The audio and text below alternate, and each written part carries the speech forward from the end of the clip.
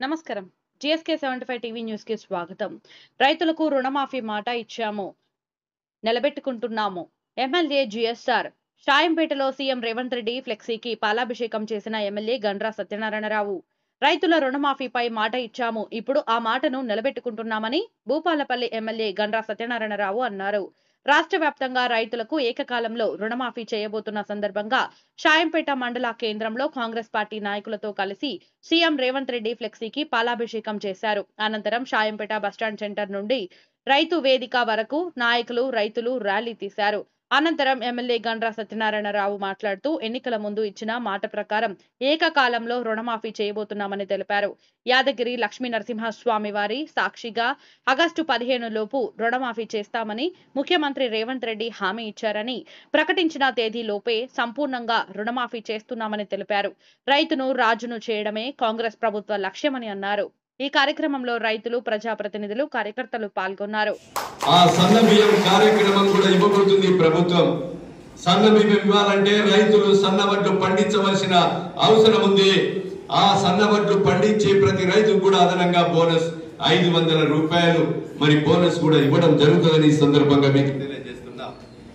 కనుక ఈ విషయాలన్నీ కూడా మీరు ఆలోచన చేసి రైతు సోదరులు అర్థం చేసుకోవాల్సిందిగా మీకు విజ్ఞప్తి చేస్తూ, మీరు 7 నెలల సమయంలోనే 12 నెలలు 10 సంవత్సరాల్లో గత ప్రభుత్వం అధికారంలో ఉన్నప్పుడు వాళ్ళ అప్పులు 20,000 కోట్లయితే 7 నెలల కాలంలో 31,000 కోట్లు ఏకకాలంలో మనము మాఫీ చేస్తున్నాం.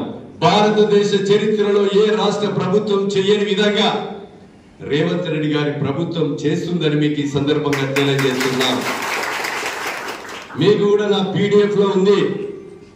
ఇక్కడ 1686 మంది ఒక నియోజకవర్గంలోనే భూపాలపల్లిలో 13,551 మందికి, అదే విధంగా 12,874 కుటుంబాలకు ఈరోజు 75,754 కోట్ల రూపాయలు ఈరోజు రైతులకు రుణమాఫీ జరుగుతుందని మీకు ఈ సందర్భంగా తెలియజేస్తున్నాం. కనుక ఈ విషయాలన్నీ కూడా మనము గడప గడపకు తీసుకెళ్లవలసిన అవసరం ఉంది. రైతులకు కష్టకాలంలో ఉన్నారు, అప్పుల పాలవుతున్నారు, ఇబ్బందుల పాలవుతున్నారు. పైసా పుట్టని సమయము, పెట్టుబడి సమయం ఇది.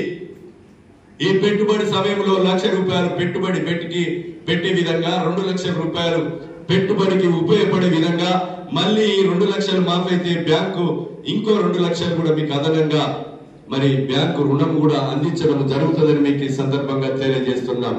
దీనికి ఎలాంటి షరతులు లేవు, ప్రతి రైతుకు వర్తింపజేసే విధంగా చేస్తున్నాం. కానీ రేషన్ కార్డే ద్వేయంగా పట్టా పాస్బుక్. రాహుల్ గాంధీ వరంగల్ రైతు డిక్లరేషన్ లో రైతులకు ఇచ్చినటువంటి మాట ఏదైతే రుణమాఫీ 2 లక్షల రూపాయలు ఈ రాష్ట్రంలో అధికారంలోకి వస్తా అని చెప్పారో, చెప్పినటువంటి నెహ్రూ కుటుంబం ఒక స్వతంత్రం తెచ్చిన పార్టీ, తెలంగాణ రాష్ట్రం ఏర్పాటు చేసిన సోనియా గాంధీ నాయకత్వంలో ఈ దేశానికి త్యాగం చేసినటువంటి ఇందిరాగాంధీ, రాజీవ్ గాంధీ కుటుంబం వారి మాట నిలబెట్టుకోవటానికి ఈ రాష్ట్రంలో 31,000 కోట్లు అంటే సుమారు 65 లక్షల మంది రైతులకు రుణమాఫీ 2 లక్షల రూపాయల రుణమాఫీ చేయడం జరిగింది. ఈరోజు సాయంత్రం వరకు 1,00,000 రూపాయల రుణమాఫీ వేయడం జరుగుతుంది. ఈ నెలాఖరు వరకు 1,50,000 అప్పు కూడా ఉన్నవారికి 1,50,000 వేయడం జరుగుతుంది. ఆగస్టు 15 లోపు 2 లక్షల రుణమాఫీ ఎవరైతే రుణం తీసుకున్నారో వారికి ఏకకాలంలో డైరెక్ట్ 1,00,000 అప్పు ఉంటే 1,00,000 ఒకటేసారి పడుతుంది. వాళ్ళ పాస్బుక్ బ్యాంకులు ఉన్నది తీసుకొని పోవచ్చు. 2 లక్షలు కూడా ఏకదమ్న 2 లక్షలు ఉన్న వారికి 2 లక్షలు కూడా పడడం జరుగుతుంది. ఇది కాంగ్రెస్ పార్టీ చిత్తశుద్ధి, రేవంత్ రెడ్డి గారి చిత్తశుద్ధి. ఇది రాహుల్ గాంధీ ఇచ్చినటువంటి మాట నిలుపుకోవడం జరుగుతూ ఉంది. గత బీఆర్ఎస్ ప్రభుత్వం మీరు ఒక్కసారి ఆలోచన చేయండి. 10 సంవత్సరాలు ఏకకాలంలో 1,00,000 రూపాయలు రుణమాఫీ చేస్తా అని 10 సంవత్సరాలు గుంజుకొచ్చి లక్షకు లక్ష అయి మితికి సరిపోక ఈరోజు ఆ లక్ష పంపితే ఇంకా 7,000 కోట్లు బకాయి ఉంచారు. గత ప్రభుత్వం 7,000 కోట్ల బకాయి ఉంది. 10 సంవత్సరాల 2 అప్పు కలిపితే 26,000 కోట్లే రుణమాఫీ ఉంది.